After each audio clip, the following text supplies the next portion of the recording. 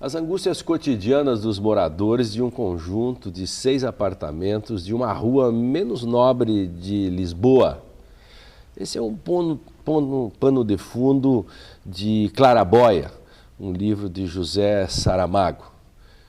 Estão conosco a Ângela Espíndola, doutora em Direito pela Unicinos e professora da Escola de Direito da IMED, e Paulo Ricardo Angelini, que é doutor em Letras pela URGS e professor do PPG do curso de pós-graduação em Letras da PUC. Esse conjunto de personagens, né, quer dizer, Silvestre é um sapateiro que vive com a bondosa esposa Mariana, a Adriana mora com a mãe, a irmã e as tias, todas apaixonadas por Beethoven, Lídia vive sozinha, sustentada pelo amante, Carmen e Emílio formam um casal problemático, a Bela aluga um quarto na casa Silvestre e muda a vida de todos. Tudo acontece na velha Lisboa, Paulo. Microcosmos no mundo. O Saramago reproduz, né, nesse condomínio várias vidas distintas, né? Vidas que se encontram, se cruzam, como tu mesmo disseste, se transformam, né? Eu acho que isso é um ponto. Mas acho que ainda o interessante é que essa é uma obra dentro do projeto narrativo do Saramago que é um pouco anacrônica, né? Porque é uma obra que vem depois. Fale disso. É interessante que essa obra, essa na verdade é a segunda obra do Saramago. Foi escrito nos anos 50. Saramago envia essa obra para uma editora e nunca obtém resposta, né? Diz a lenda que isso fez com que ele ficasse um tanto quanto chateado, né, com essa situação e, a partir de então, um tanto recluso com a questão da construção de um novo romance. E também diz a lenda que já havia 3 ou 4 romances engatilhados junto com Claraboia. Mais ou menos 4 décadas depois, Saramago recebe um telefonema dizendo que o pessoal da editora havia achado os manuscritos do Claraboia. 4 décadas 4 décadas depois. Quando já é uma notoriedade assim, do Saramago, né? Quando o Saramago já é o Saramago que nós conhecemos. E ele diz então que não, que essa obra então ficaria esquecida. Ele mesmo diz, risca com a unha da bibliografia dele a questão dessa obra, Claraboia, e diz que depois da sua morte, então, ficaria a cargo dos herdeiros a publicação ou não de Claraboia. Ângela, eles vão colocar à disposição esse ano? No dia 23 de maio, Dia Mundial do Livro, foi escolhida essa obra, né? O livro perdido e achado no tempo, né? Como o próprio Saramago definiu. Ele foi colocado à disposição, o seu original e as notas do Saramago dele, né? Hoje está à disposição. Hoje, né? Dia 23 de maio, ou vai estar, ou ficará. Estar no ano todo, claro. Isso, foi a obra escolhida pela Fundação. Inclusive, as anotações que ele fez à margem, os originais... são as notas, né? Foi divulgado na mídia, né? Que maravilha, né? Nessa data. Nossa, isso para crítica, especialmente, especialmente essas notas, né? Acho que é o que mais interessa, né? Ângela, o Paulo falava, né, e é inexorável que se fala desse microcosmos, né? O papel da literatura é exatamente o literato, o historiador vai escrever sobre a história, às vezes, ou na maioria das vezes, um literato vai fazer um pequeno romance, né, Paulo, e conta a história com personagens que representam tudo aquilo que o sociólogo, o historiador, e o jurista também, porque o jurista não faz grandes narrativas, e esse é um grande problema, mas Claraboia e o edifício e os seus personagens são também, de certo modo, metáforas das idiosincrasias do direito. Sem dúvida, sem dúvida. Ao longo do texto a gente pode perceber, né, as metáforas que são utilizadas pelo Saramago, que na época era Honorato, né? Na verdade ainda não é Saramago, e essa é uma das curiosidades do texto. A gente tem o privilégio, a possibilidade de conhecer Saramago quando ele não era Saramago ainda, né? Quando ele era Honorato.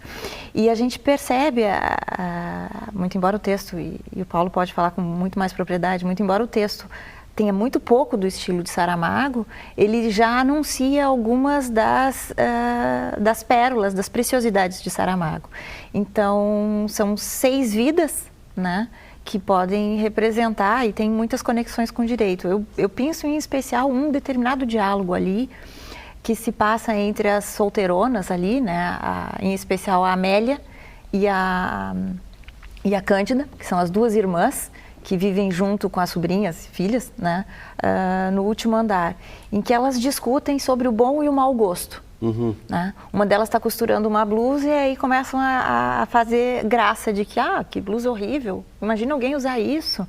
E outra vem em defesa, a Cândida. Bom, mas cada um tem o direito de usar o que gosta. Né? E o diálogo vai se desenvolvendo, passa pela música, boa música, má música, até chegar no direito. Né? Bom, se cada um pode gostar do que quiser, decidir o que quiser, ninguém vai se entender. E aí a Amélia vem e lança, não, é preciso leis. É preciso direito.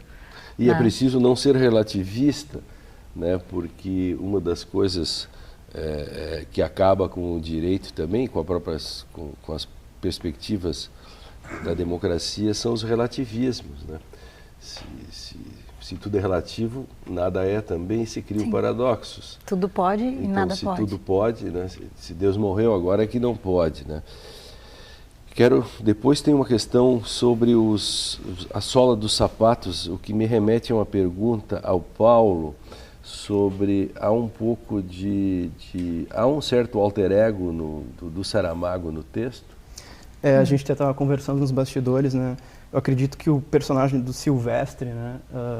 Esse ser humilde que trabalha com uma coisa aparentemente simples, banal, construção de um sapato, arrumar um sapato, e ao mesmo tempo tem uma sabedoria, né, traz uma filosofia de vida e sempre em discussões com Abel, que também é um pouquinho do Saramago, porque o Abel já traz um certo pessimismo pelo mundo, achando que... A sabedoria está com o fraco, com o trabalhador, um pouco da veia marxiana. Exatamente. Do Saramago. E ao mesmo tempo a necessidade de construção, de reformulação do mundo, né? O mundo como está deve ser transformado. E há uma passagem, inclusive, que ele diz isso, né? O Abel diz, a vida do jeito que é, que horror que é essa vida. Ele diz, não, a nossa função é justamente transformá-la. Né? Acho que Saramago tentou fazer um pouco isso dentro da literatura e acho que foi muito coerente durante toda a sua trajetória. Né? Os personagens passam por transformações. Né? E quem transforma vai ser de baixo. Certamente. Esse é o ponto fundamental. Nos anos 80, quando Saramago dá o grande boom na literatura dele, é isso que ele quer dar voz aos oprimidos. Né? Isto. Os personagens oprimidos é que têm vez. E esse personagem já aponta para isso. Eu notei isso assim muito fortemente. Certamente. Né? Certamente. É importante também pensar que esse romance foi escrito no momento do neorrealismo português, ou seja, tentativa de denúncia ainda um tanto quanto disfarçada, né, desse sistema de opressão. Então, muito timidamente, Saramago já começa a construir seu trabalho de denúncia mesmo. Né? E o contexto da sociedade portuguesa, tem que dizer para o nosso telespectador, 1952... Em pleno salazarismo, ditadura pesada, né? Uma das mais violentas na Europa. Desde os anos 30 já Salazar toma conta então do Portugal. Portugal é um país pequeno, isolado do resto da Europa. E a outra coisa interessante também é que é bastante atual, porque é um país em crise, né? E agora com a grande crise de Portugal, a gente percebe alguns diálogos assim, nunca tivemos tão pouco dinheiro. Muitos amigos portugueses se referem a essa obra como se fosse também bastante contemporânea nesse sentido, né? Portugal numa grande crise. Ângela, bom, para quem está ligando agora, a televisão é dinâmica, nós estamos discutindo o Claraboia, do José Saramago. É o segundo livro do José Saramago, na verdade, publicado só pós-mortem. É um livro que se passa nos anos 50 da Lisboa autoritária de Salazar e de Portugal, do Portugal arcaico quase, né, num Portugal atrasado.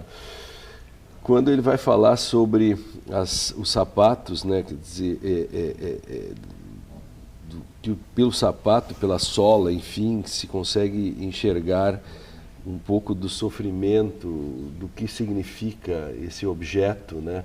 Que é um pouco disso que o Paulo falava antes. Me lembrei um pouco assim do quando Heidegger vai falar sobre as sapatilhas da camponesa, né, da fria sola, dos sapatos da camponesa, é possível ver a falta do pão, o cansaço do dia, a perspectiva de não saber se haverá comida no dia seguinte e tal. De como de que um par de sapatos não é só um par de sapatos e como a figura do Silvestre ali, esse artesão, ele modifica as coisas, ele pode modificar. E de como no direito isso pode também representar, digamos, uma leitura de um momento histórico que a teoria crítica trabalhava muito ainda em cima dessa questão de um discurso estruturalista nessa época, né? Que se pode dizer, desses anos 50, 60. O texto todo vem marcado por isso, né? Ele é, de uma certa forma, ingênuo, né? Mas tem uma certa malícia nessa ingenuidade, porque ele tem uma mola propulsora ali, um desejo de mudança, de transformação, né? Acho que a tônica e de denúncia, todo mundo. Sem dúvida. Essa questão da fragilidade econômica, que a fragilidade econômica ela cala, ela faz calar a sociedade, né? Em diversos momentos, eles dizem, bom, mas isso se nós não tivéssemos uma condição tão precária, né? Eles cedem muitos dos seus valores por isso. Esse é um aspecto. Um outro aspecto importante que pode ser dito aqui é que no diálogo entre o Silvestre e o Abel, que me parece que ali onde há a maior riqueza de discussões que a gente pode aproveitar, num determinado momento, em dois momentos, o Abel indaga, porque o Silvestre é todo romântico e todo idealista e todo transformador de uma sociedade. Ele foi militante, militante político num determinado momento da sua vida. Ele diz assim, bom, mas e você, o que você fez? E ele diz, bom, eu me esforcei, né? Se não consegui mudar muita coisa, ao menos restou o esforço. E num determinado momento o Abel questiona de novo, já mais lá no final da obra, questiona de novo e diz assim, bom, mas e o que nós vamos fazer? Né? E o que você fez? Né? O que você faz para transformar esse mundo, essa sociedade? Ele diz, bom, eu conserto as solas dos sapatos. Justamente. Isso essa é uma função importante, assim, é a partir de um sapato que nós podemos continuar caminhando, né, e tendo estabilidade, enfim. Outra questão interessante é pensar que além desse próprio edifício ser um microcosmo, cada apartamento também, obviamente, é um outro microcosmo, né?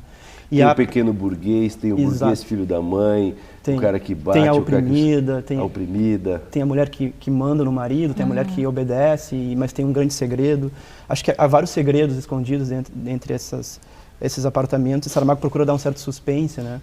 Quando a gente falava na questão da ingenuidade, é porque a gente percebe que os personagens aqui são pouco tipos, né? Tem funções, pouco se transformam no decorrer do romance. Talvez a Lídia, a personagem, a mulher que é sustentada pelo amante, enfim, seja a que sofra a maior transformação, né? Porque ela se vê sem esse amante e ao mesmo tempo vê a concorrência chegando, né? Na jovem filha do andar de cima, que se espelha e quer ser também uma mulher sustentada pelo amante. Então, Saramago já denuncia aqui temas bem caros à literatura, né? E à sociedade. Temos incesto, né? Temos uma cena de homossexualismo feminino que é bem forte para os anos 50, né? Motivada pela literatura, que é interessante, essa questão da literatura ser algo perigoso, né? Transformador, que possa mostrar um outro mundo possível, né? Então, acho que é interessante pensar como tudo isso funciona dentro desse condomínio, né?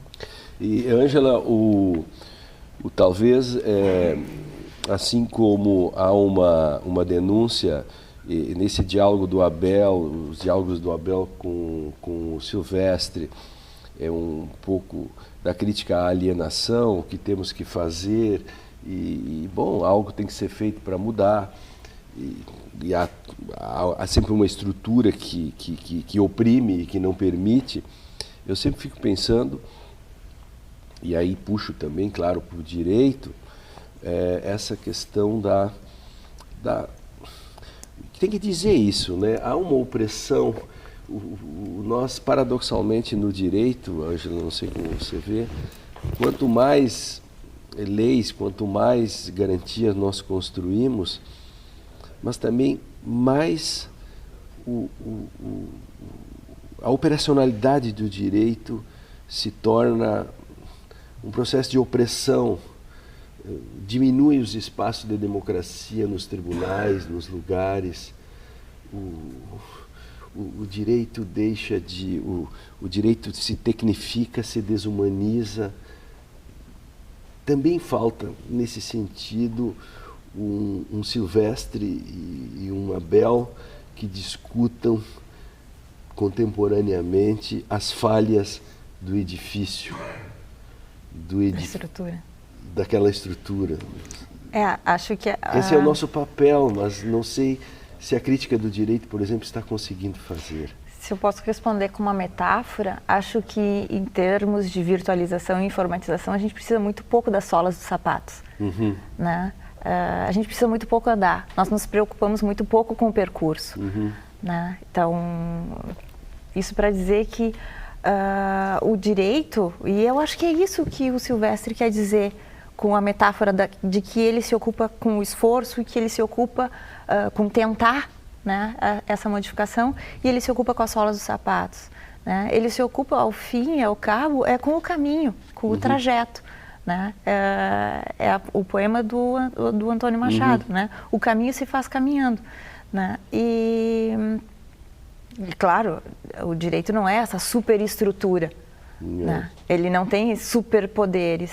Né? Ele é feito de homens, né? Ele é feito de solas. Né? Então, acho que é uma metáfora que pode se aproveitar aqui de uma forma bem rica para denunciar muitas das fragilidades do direito. Né?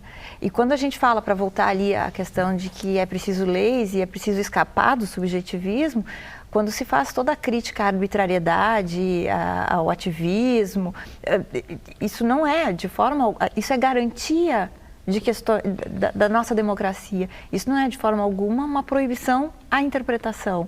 Claro. Porque isso está dicotômico no texto também, né? Bom, eu posso ter minhas opiniões ou eu fico escrava da legislação, do que diz o juiz, do que diz o legislador.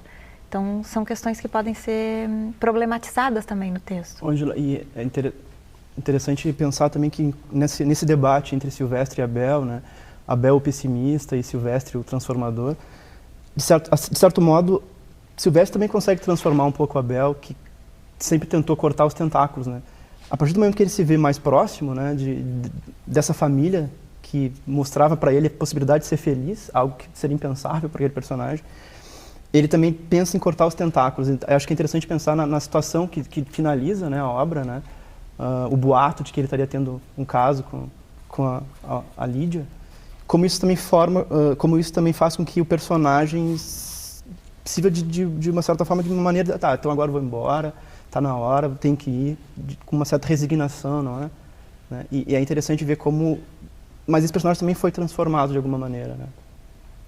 Uhum.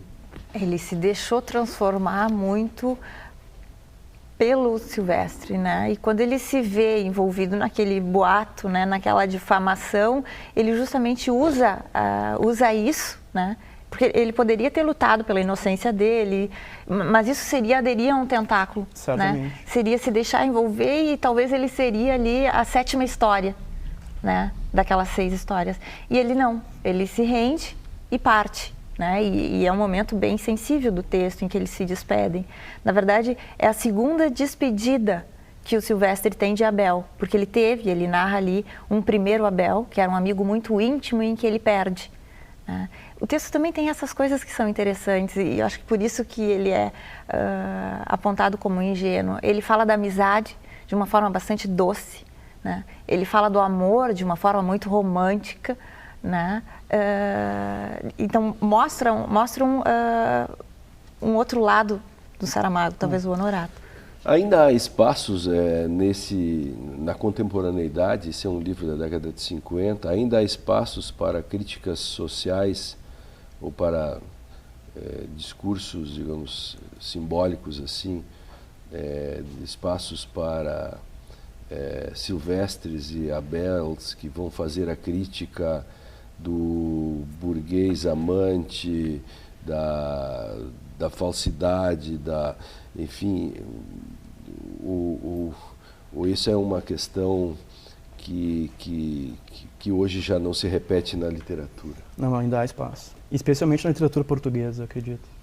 Justamente por esse tempo tão longo assim, de repressão, a literatura portuguesa sempre se voltou muito para um olhar interno, para mostrar os próprios portugueses que não agem, né? O português que é acomodado, o português que se resigna a uma função social ali e, enfim, finge que é feliz. A gente tem, além de Saramago, Lobo Antunes e vários outros autores que fazem essa denúncia, desde o salazarismo, da guerra colonial, e não parece uma ingenuidade falar disso, né? Tem um dos últimos livros de um autor contemporâneo, que é o Walter Hugo Mãe, que fala justamente isso. É um livro que fala sobre a bondade, né? É um livro lançado no final do ano passado. Todos os personagens passam por uma série de provações, mas no fim tudo dá certo, né? E esse é um autor que trabalhou já com uma literatura mais negra, mais pesada, digamos assim, que tudo dava errado, que é personagens violentos. Então acho que sim, acho que a literatura sempre traz. E em termos universais, pode-se dizer que uma literatura como essa, ao fazer a crítica à alienação, tem lugar a todo momento. Certamente. E no direito muito mais, nesse sentido de que fazer discursos ou fazer críticas ao processo de alienação, da estandartização de um direito que se aliena todo dia, de um direito que não enxerga, de um edifício jurídico com seus vários apartamentos simbolicamente colocados numa sociedade díspara como a brasileira, da corrupção, dos presídios que são masmorras, que ninguém dá bola para os invisíveis sociais, das cadeias que estão cheias de pobres, das efetividades quantitativas no judiciário que substituem as efetividades qualitativas, de uma doutrina, uma certa cultura que desaparece, que está transformando o direito numa cultura secundária, de terceira, quarta divisão. Esse é um espaço que nós precisamos para denunciar essa alienação, é isso? Sem dúvida, sem dúvida. Eu acho que a ficção nos ensina muita coisa e a gente pode justamente fazer essa ponte entre do fato à ficção, da ficção ao fato. A literatura tem muito a contribuir e muito a denunciar, né? De tudo aquilo que acontece na sociedade e de como a gente opera dentro do direito. Tentativa de se libertar de uma vida infeliz, de um casamento infeliz, de um emprego infeliz, de fazer o ser humano romper aquela linha divisória entre...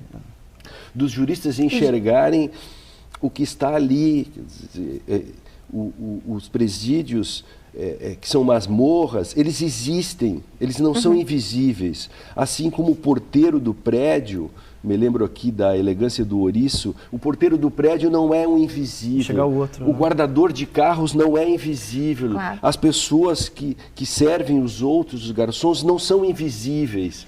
Para usar uma frase do texto, ele diz assim, é preciso manter os olhos abertos mesmo quando eles estão fechados. Bingo! É essa a questão, quer dizer, há para fazer leituras contemporâneas de textos como o do Saramago, de desalienação, de fazer com que tudo que está naquele prédio tem que ser dito, tem que se tornar visível, porque escondido ele esconde a própria sociedade. Sim.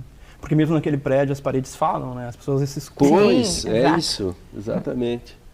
E é preciso quebrar as paredes às vezes, é preciso romper, né? Ir além, ir embora. Vários personagens pensam em ir embora, não vão, alguns até partem, né? Perfeito. Então veja o espaço que nós temos, Ângela, numa sociedade complexa como a nossa, com um discurso jurídico que cada vez mais se torna brilhante, com verniz, e que por baixo, o passo que você dá, você tropeça na primeira injustiça cotidiana. A vida é feita de cotidianos, né? O direito é feito de cotidianos. Exatamente por isso, nós não podemos transformá-lo, eternizá-lo, né? Objetificá-lo. Ou reproduzi-lo. Né? Ele está em constante modificação, em constante transformação. E esse sempre foi o olhar do Saramago, né? Olhar para o cotidiano, para o simples.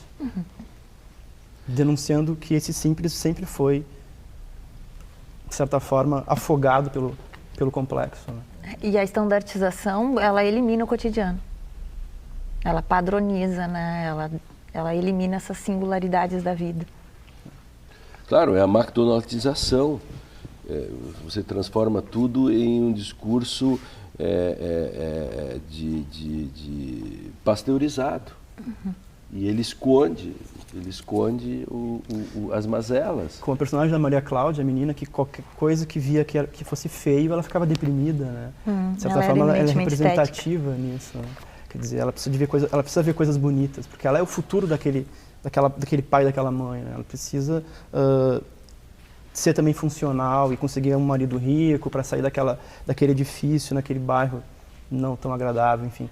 Acho que esse sempre foi um olhar atento do Saramago, né? De denúncia, aqui ainda um tanto quanto velada, mas logo em seguida a gente pode fazer uma relação com o ensaio sobre a cegueira, né? Que também é o mesmo ambiente, vários personagens diferentes. Quer dizer, sempre foi um ponto de partida, né? Mostrar que as relações estão viciadas e que precisam ser rompidas, transformadas, né?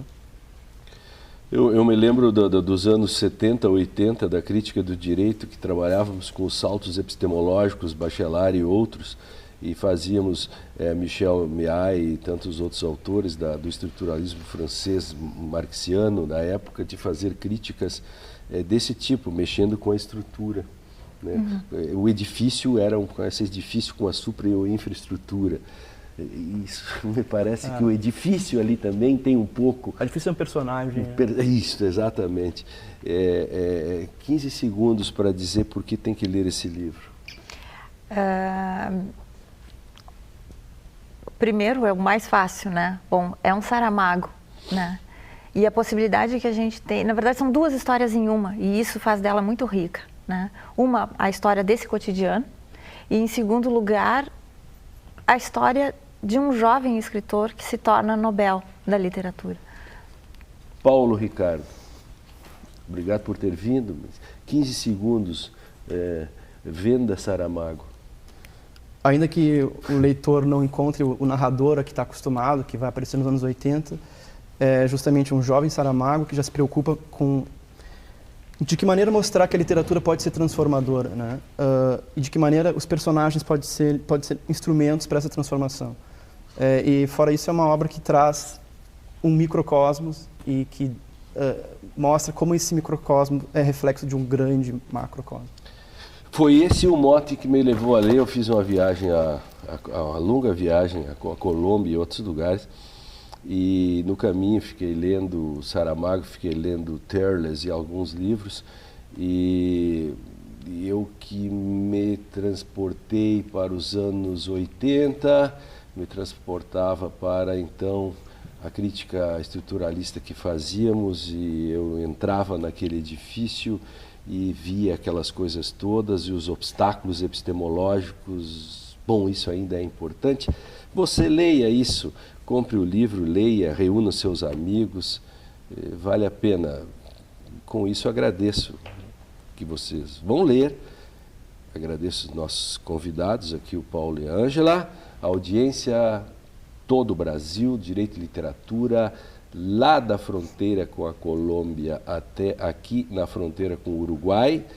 Discutimos hoje Claraboia, José Saramago, um livro esquecido que volta. É um projeto do IHJ, apoio Programa de Pós-Graduação em Direito da Unicinos, onde estudamos tudo isso, Direito, Literatura, Filosofia, etc. www.unicinos.br/Direito e Literatura, tudo junto. A maioria dos programas já estão lá, eu espero que isso seja colocado mais rapidamente, recado para todos da própria universidade, para a produção, enfim, até breve.